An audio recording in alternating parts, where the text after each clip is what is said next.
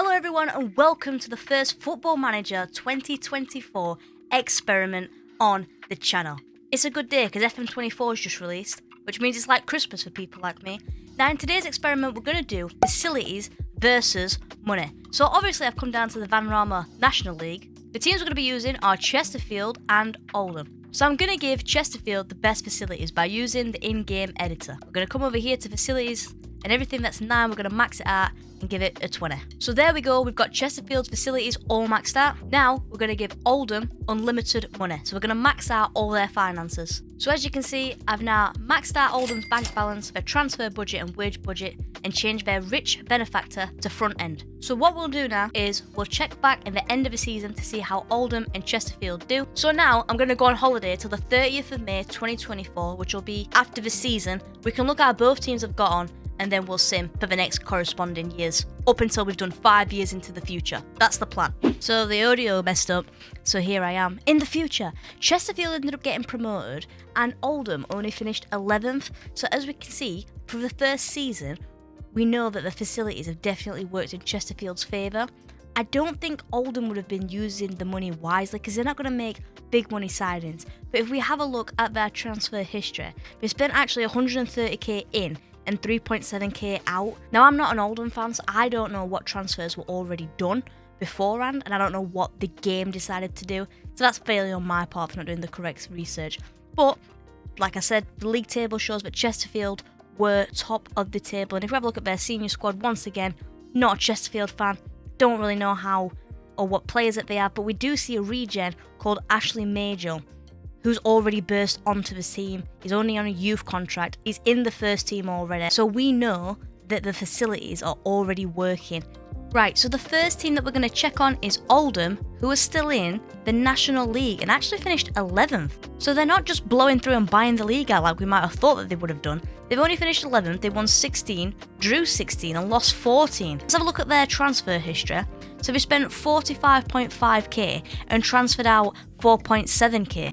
The player that they paid the most for was Terrell Whitaker, who just looks decent, got good natural fitness. Now let's check on Chesterfield.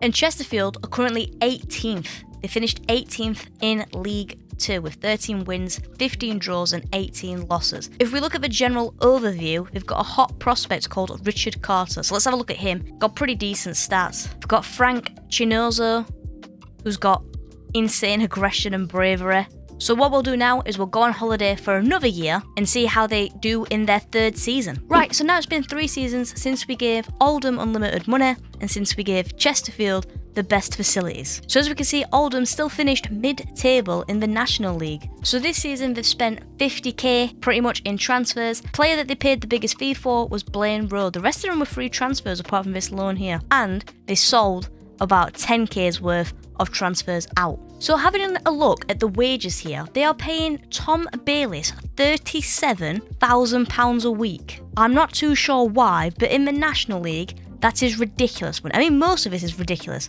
but yet they're not getting the results. Very interesting. Let's see how Chesterfield are doing. So Chesterfield finished 6th in League 2, so obviously they qualified for the playoffs. Now, in the semi-finals, they beat Mansfield 3-2, but unfortunately, in the finals, they did lose 2-1 against Exeter. So let's check out Chesterfield's squad. If we have a look here, they've got a hot prospect called Jacob Button, who he's only 16, but those stats do look very good. They've also got a regen here called Sean Horn. And if we look at their transfers, they spent 50k on transfers and made 220k off of Ashley Magel, or Magel, I can't remember how he pronounced it, which could be a potential fee of 650k. Let's see how he's looking since he's gone to Southampton. And now he's he's worth between 14.5 million and 43 million pounds as an 18-year-old. His physicals look ridiculous. His mentals are looking good. He's only going to get better. But they barely paid anything for him. They paid 220k. What a steal that could be for Southampton. So it's been another season. Let's check how Oldham and Chesterfield are getting on. So Oldham have improved in the league. They are now 10th. Let's see how much they're paying their players, because last time the wages were ridiculous. They're paying 8 players over 30 grand a week. What are they spending their money on? Well, we can see 8 players over 30 grand. Let's see who they bought. They spent 30k on transfers in And then they did sell people for 54k. So I guess they made a profit there, but the wages are ridiculous. Chesterfield finished 4th in the playoffs, and if they'd have got one more point, they would have actually got automatic promotion. Their key player is Frank Chinozo, and their hot prospect is now Lucas Simpson. They've got this regen called Jacob Wotton, and he just looks unreal, doesn't he? For League 2, those stats aren't too shabby. They've also got Kojo Yaro, who's a 19-year-old Ghanaian, seems to be a defensive mid and a centre mid. Insane mentals, 19 bravery, 16 aggression. And just look at Frank Chinozo here. He's 19. Look at these mentals. Oh my goodness, look at all these clubs that won him. Looking at Chesterfield's transfer history then, they only spent 41k. They sold 220k's worth of players. And it's all about Richard Carter here. Potential fee can become 475k. He's at Liverpool. He's now worth between 23 and 70 million. This just proves that get these facilities upgraded. Chesterfield are flying. Let's see how they do in the final season, because our test is only going to run for 5 years. Right, so it has now been 5 years since we gave Oldham £1 billion and since we gave Chesterfield perfect facilities.